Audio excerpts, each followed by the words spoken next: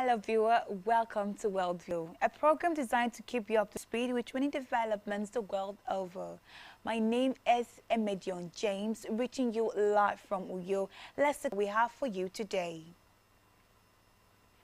White House defends firing of Labour officials as critics warn of trust erosion. Over 3,000 Boeing fighter jet workers go on strike after rejecting dozens still missing. Hamas says it will allow aid for hostages if Israel holds airstrikes. Sails in South China Sea.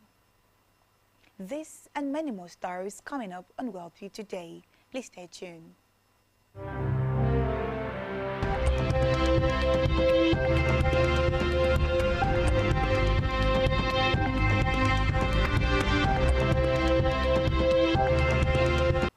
Many thanks for staying tuned. Let's begin today from the White House, where White House economic advisors has defended President Donald Trump's firing of the head of the Bureau of Labor Statistics, pushing back against criticism that Trump's action could undermine confidence in official U.S. economic data. Later, Trump again criticized BLS Commissioner Erica Maxentaroff without providing evidence of wrongdoing and said he would name a new BSL commissioner in the next 3 or 4 days. U.S. Trade Representative Jamison Green told Newsman, director of the National Economic Council, said the president is right to call for new leadership. Meanwhile, U.S. President Donald Trump said on Sunday he will announce a new head of the Bureau of Labor Statistics within 3 or 4 days. In the meantime, U.S. President Donald Trump has said some Americans could get some kind of dividends or distribution of money as a result of tariff being imposed on U.S. trading partners. Trump told reporters before boarding Air Force One after leaving his golf club in New Jersey that there would be a distribution or a dividend to the people union members who assembled Boeing's fighter jet in St. Lucia area, and Illinois went on strike today after rejecting a second contract offer the previous day. Boeing Defense said it was, according to the company, the rejected 4-year contract would have raised the average wage by roughly 40% and included a 20% general wage increase and a $5,000 gratification bonus. It also included increasing periodic raises, more vacation time and sick leave. 1 week later, to deliver aid to hostages it holds in Gaza. Israel meets certain conditions after a video released showing an emaciated captive drew sharp, halting airstrikes during the distribution of aid. According to Israeli officials, 50 hostages now remain in Gaza, and only 20 of whom are believed to be alive. Hamas thus far has barred humanitarian organizations from having any kind of access to the hostages, and families have little or no details of their conditions. Recall that on Saturday, Hamas released its second video in 2 days of Israeli hostage had shown digging a hole that he said his involvement in providing food and medical care to hostages held in Gaza.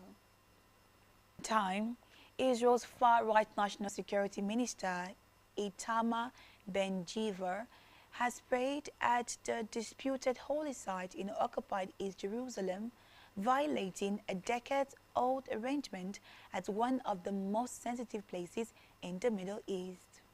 Photos and videos of his visit to the site known to release a statement saying there had been no chance to Israel's policy of maintaining the ongoing authority.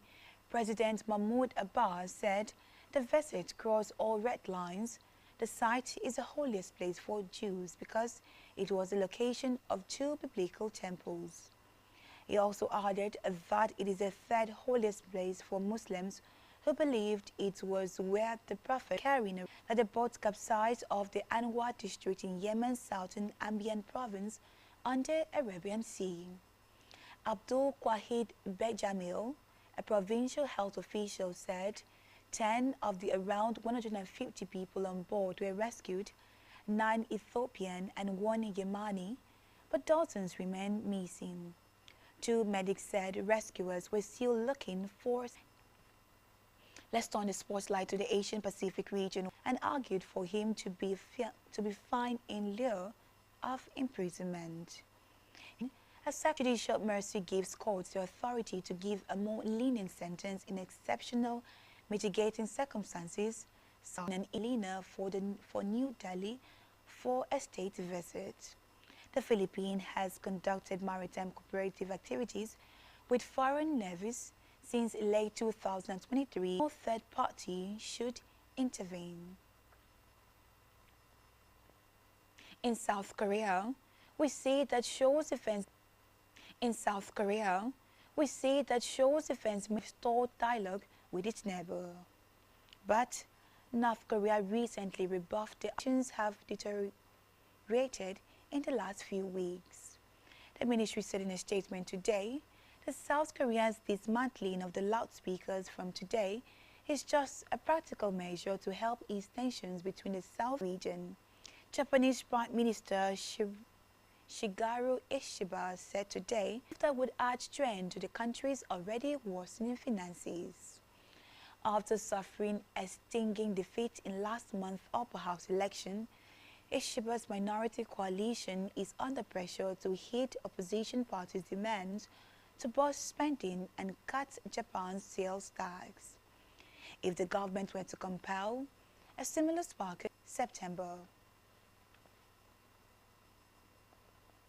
We'll go on a quick break right now. When we return from the break, we'll take a look at the Europe region where Russia says Ukrainian drone attack sparks fire at railway station in Volgograd region. Do stay joined to us for this and many more right after the breather.